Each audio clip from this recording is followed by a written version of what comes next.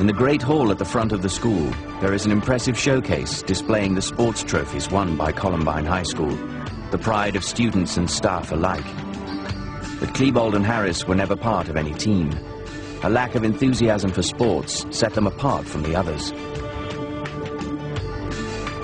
Well, the top at Columbine was, it kind of varied between the wrestlers and the football team. There was a couple of guys who were at the top, whether out of fear or out of actually being cool or whatever. There were a couple of guys that were at the top because of that.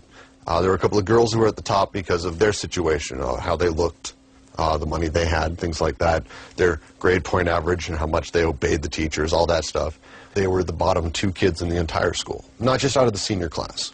The entire school, they were the 2 uncoolest kids. So they were the losers of the losers, is the way to put it. In his diary, Dylan Klebold vented his frustration. I see jocks having fun, friends, women, lives, or rather shallow existences compared to mine. I was pushed against a locker one day by a football player at the school, and, because he saw me talking to Dylan, and he asked me, why are you talking to that faggot? You a dyke? He was just throwing his weight around. He was just being a jerk. Eric and Dylan did get this every day, and we all knew it.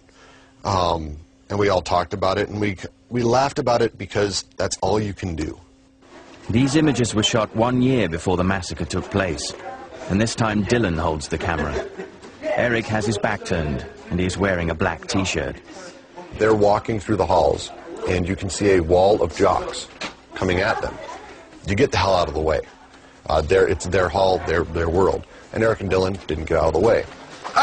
And so you see the jocks lay their elbows right into Eric and almost knock the camera out of his hand, and you don't hear them bitching because they're so used to it. They don't go, "What the hell was that?" They go, "Uh-huh," and they just move on because it's so commonplace. So shooting the kids at Columbine apparently is easier than fitting it at the school. That's the biggest lesson to learn about Columbine. The sequence continues in the school cafeteria.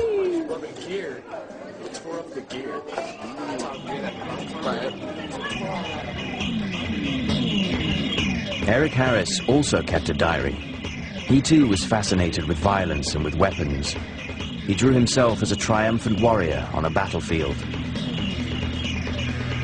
He was interested in Nazism and the Ku Klux Klan, and he was obsessed by genocide. In big capital letters, he wrote, "Kill mankind." The entire diary is a litany of hate. Hate. I'm full of hate, and I love it. I hate people, and they better fucking fear me if they know what's good for them.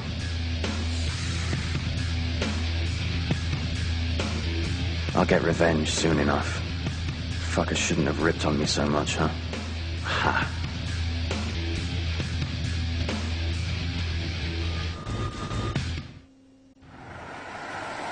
The 2 friends worked on their video skills and started making small science fiction films. A few years ago when that first atomic bomb went off near here, for some reason, some of these clothes have been just getting pretty radioactive on us, so we're gonna go take them out. Yeah, the government here wants us to take out another one of those radioactive clothes infested encampments. Yeah, we've been doing those for the past few months. They get harder and harder every time. I don't know how we're gonna keep doing this stuff. I think we might have to get some more weaponry. Dylan and Eric play 2 Tarantino-style cops. They have fake weapons. This time a friend is filming them, just a short distance from their homes. Keep your eyes open, keep your fucking fingers on the triggers, shoot anything that moves that's made of clothes.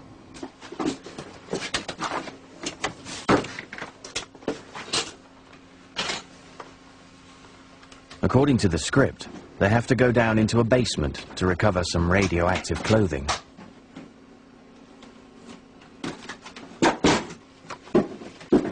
But the sci-fi tale of intrigue soon descends into farce.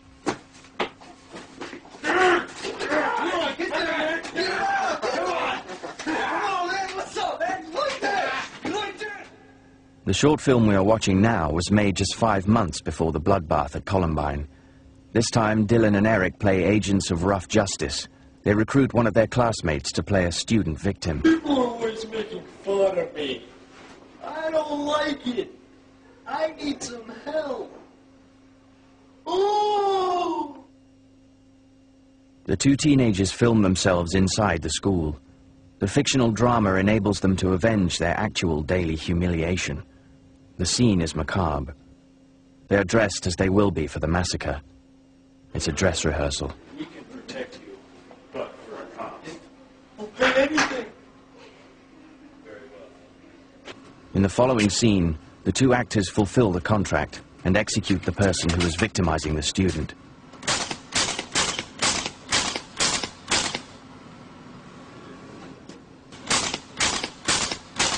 Thank you guys so much.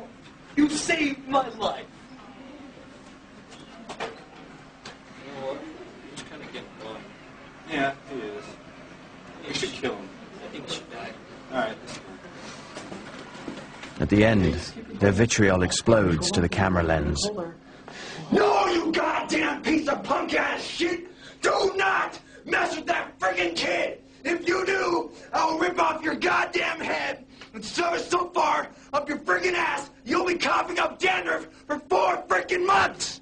Look, I don't care what you say. If you ever touch him again, I will frickin' kill you. I'm gonna pull out a goddamn shotgun and blow your damn head off. Do you understand, you little worthless piece of crap? For Eric Harris and Dylan Klebold, the boundaries separating fiction from reality were no longer clear. The Brown family filmed Dylan Klebold 5 months before the massacre, during rehearsals for the school's end-of-year play. Dylan was the show's sound engineer. And look, he's smiling. It's not that he hates these people. He's listening to Mrs. C, giving instructions. And he was going to kill them all. Yeah. All of these kids that he's interacting with here, he's planning to murder all of these kids, yet here he is with them. I don't know that it was a reality to him until he actually did it. I don't know. In his long coat and military boots, Dylan Klebold has adopted the stone-cold killer look for everyday use, a B-movie fashion victim.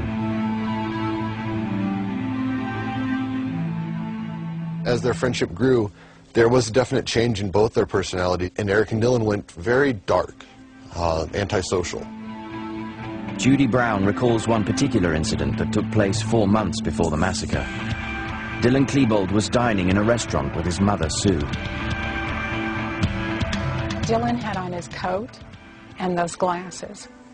And as Sue looked around the restaurant, she thought people were uncomfortable and were afraid of him. And she said, Dylan, people are afraid of you. With that on, you need to take it off. And he just smiled at her. I think when he got this coat, it's the first time he ever felt power in his life. Eric Harris's behavior was also becoming more aggressive. Just became angry, had this outward animosity towards other people. Just like nothing was good enough for him. Nobody was good enough for him. He was better than everybody else, and because he was better than everyone else was stupid, and he hated them. Eric Harris created a webpage on his internet site entitled, You Know What I Hate. You know what I hate? People who use the same word over and over again, like actually, or fuck you, or bitch. Read a fucking book or two. Increase your vocabulary, you fucking idiots. You know what I hate? Star Wars fans. Get a frickin' life, you boring dickheads.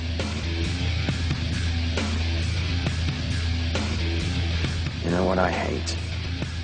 When there's a group of assholes standing in the middle of a walkway. Get the fuck out of the way, or I'll bring a friggin' sawed-off shotgun to your house and blow your snotty-ass head off.